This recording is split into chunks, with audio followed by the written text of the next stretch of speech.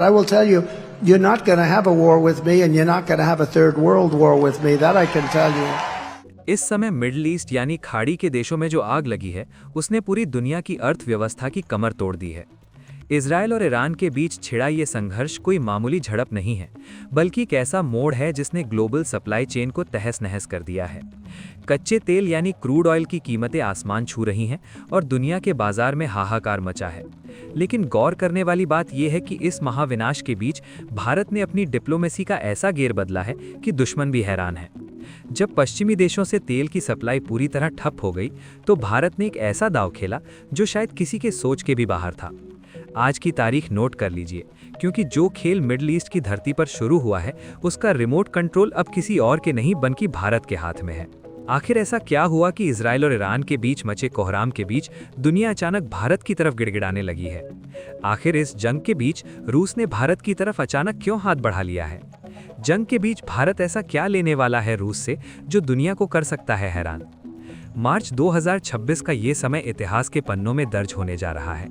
Iran के supreme leader Khamenei की अचानक हुई मौत ने पूरे खाड़ी क्षेत्र में सत्ता का ऐसा वैक्यूम पैदा कर दिया कि हर तरफ अफरा तफरी मच गई। ईरान के अंदरूनी हालात नाजुक थे और बाहर इजराइल के साथ तनाव चरम पर था। ऐसे में पूरी दुनिया को डर था कि अब तो तीसरा विश्व युद्ध होकर ही रहेगा। लेकिन तभी भारत ने मोर्चा संभाला। भारत के प्रधानमंत्री और विदेश मंत्रालय ने सीधे तेहरान और यरूशलेम फोन घुमाया। ये कोई साधारण बातचीत नहीं थी, ये एक कड़ा संदेश था कि अगर मिडिल ईस्ट जला तो इसकी लपटें पूरी दुनिया को खा जाएंगी। भारत ने दोनों देशों को एक मेज पर लाने की जो कोशिश की उसने पूरी दुनिया के कूटनीतिज्ञों को हिलाकर रख दिया है। लेकिन कहानी में ट्विस्ट यहीं खत्म नहीं होता।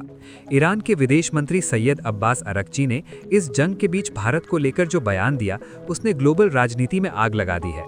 अरगची ने साफ कहा कि इस समय दुनिया में सिर्फ एक ही देश है जिस पर ईरान और इजराइल दोनों भरोसा कर सकते हैं, और वो है भारत। उन्होंने भारत को शांति का दूत बताते हुए ये संकेत दिया कि भारत की मध्यस्थता के बिना ये जंग रुकने वाली नहीं है। सोचिए, एक तरफ अमेरिका है, एक तरफ यूरोप है, लेकिन ईरान का भरोसा सिर्फ भारत पर है। ये भारत की बदलती हुई ग्लोबल इमेज का सबसे बड़ा सबूत है।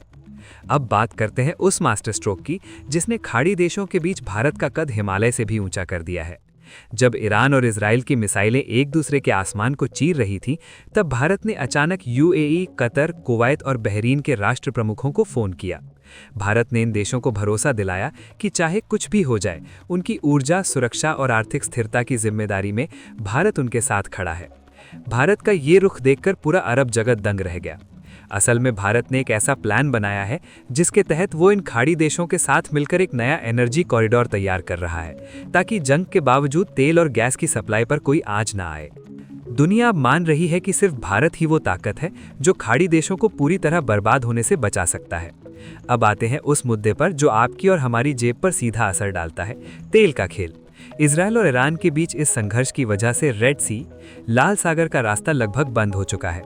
पश्चिमी देशों के जहाज वहां से गुजरने की हिम्मत नहीं जुटा पा रहे हैं। नतीजा ये हुआ कि कच्चे तेल की सप्लाई चेन टूट गई है। लेकिन भारत ने इस आपदा को अवसर में बदल दिया है। जब दुनिया महंगे तेल के लिए रो रही है, भारत ने रूस से फिर से भारी डिस्काउंट पर तेल खरीदने का प्लान एक्टिवेट कर दिया है।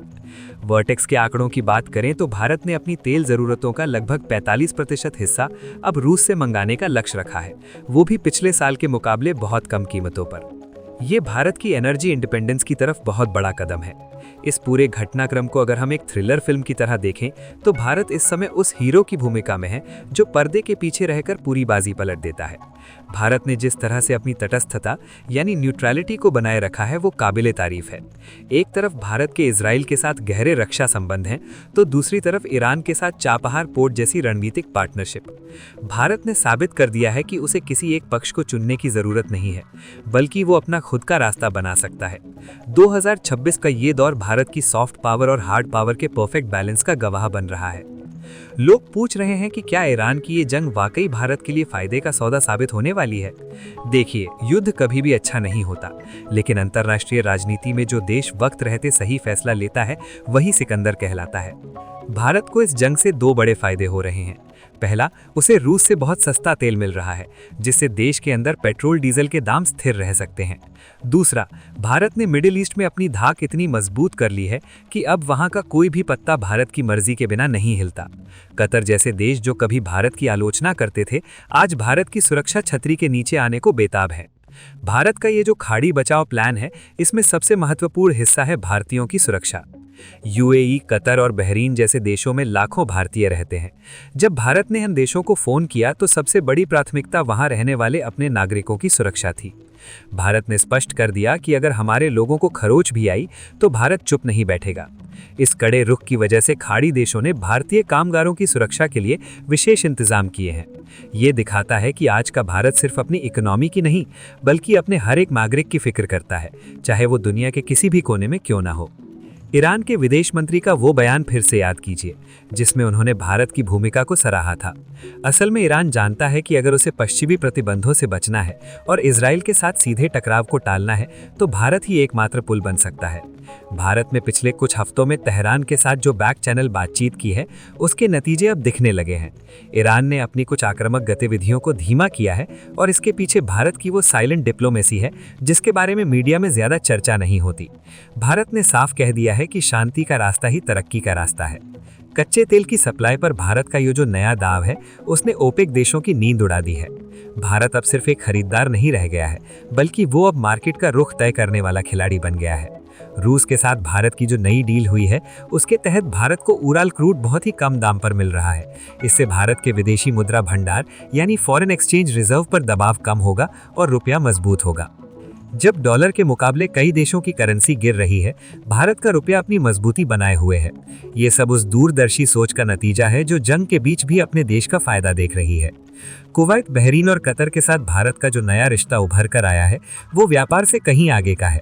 इन देशों ने भारत को भरोसा दिया है कि वे अपनी गैस और तेल की सप्लाई में भारत को प्राथमिकता देंगे।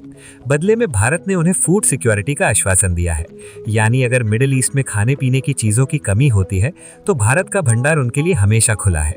ये लेन देन का जो रिश्ता है, ये भारत को इस पूरे रीजन का एक अनौपचारिक लीडर बना देता है। अब वहाँ के लोग अमेरिका की तरफ नहीं, बल्कि नई दिल्ली की तरफ देखते हैं। लेकिन क्या ये सब इतना आसान है? बिल्कुल नहीं। भारत के सामने कई चुनौतियां भी हैं। इजराइल का अपना स्टैंड है और ईरान की अपनी जिद। इन दोनों के बीच संतुलन बनाना किसी तलवार की धार पर चलने जैसा है। लेकिन भारत के राजनयिकों ने जिस तरह से पिछले कुछ महीनों में काम किया है, उसने हर मुश्किल को आसान बना दिया है। भारत ने रूस से तेल खरीदकर न केवल अपना पैसा बचाया है, बल्कि पश्चिम को ये भी दिखा दिया है कि भारत अपनी विदेश नीति खुद तय करता है, वो किसी के दबाव में नहीं आता।